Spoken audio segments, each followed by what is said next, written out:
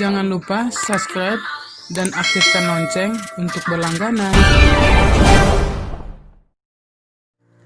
Dambaan saya adalah rembulan pun turut bersama kita, karena matahari patuh bersembunyi di peraduannya karena berdisiplin diri menaati peraturan pemilik langit dan bumi, bahwa malam adalah tugas rembulan untuk memberi keindahan, karena tugas matahari telah berakhir ketika senja menjadi indikator.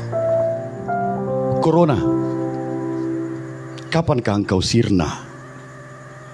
Karena kami hidup terkurung dan merana. Corona, kelak kami akan terpana, karena keberadaanmu membuat kinerja seluruh bangsa sirna. Corona, kehadiranmu memaksa pemerintah lintas negara berada pada titik nadir, lalu sepanjang masa merana. Corona, kemampuanmu menghentakkan seluruh petangguh dunia untuk terjatuh, lalu terjun bebas dalam posisi sangat hina.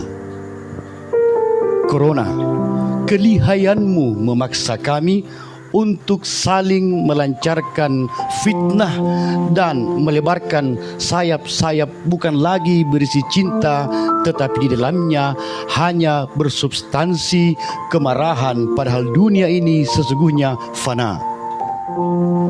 Corona, kehebatanmu menyungkurkan kami, lalu kami tersungkur, tidak berdaya, dan kini kami hanya akan berkata dan mengurut dada, lalu memohon kepada Allah, Sang Pemilik langit dan bumi, Sang Pencipta tanah, bebatuan, pepohonan, rerumputan, dan makhluk lainnya.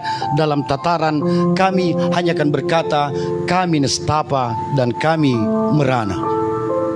Corona, kini diriku tak bisa duduk bersandar dengan indah di samping Merdiana. Corona, engkau memaksa diriku untuk terpasung bersama seorang penjaga lembaga pemasyarakatan yang bernama Erna.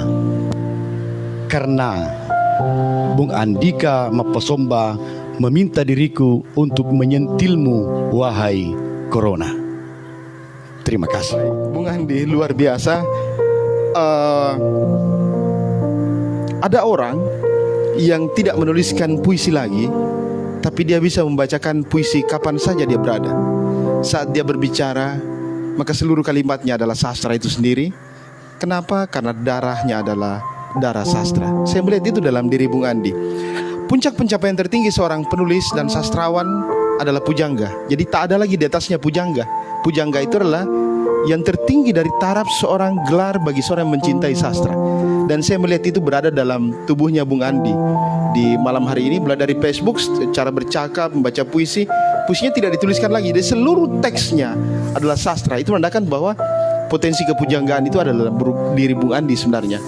Itu bisa dilihat pada karya-karya lama seperti Laila Majnun, pada Kais, dalam setiap dia bicara, maka seluruh kalimatnya itu adalah puisi. Tak bisa lagi dibedakan mana dia sedang bercanda dan bicara biasa, dan mana dia menuliskan syair-syairnya yang indah itu. Itu adalah sebenarnya menjadi salah satu harapan dari banyak sastrawan. Tapi tidak semua orang bisa tiba pada tingkat itu. Kita berikan tepuk tangan yang luar biasa untuk Bung Andi malam hari ini. Jangan lupa subscribe dan aktifkan lonceng untuk berlangganan.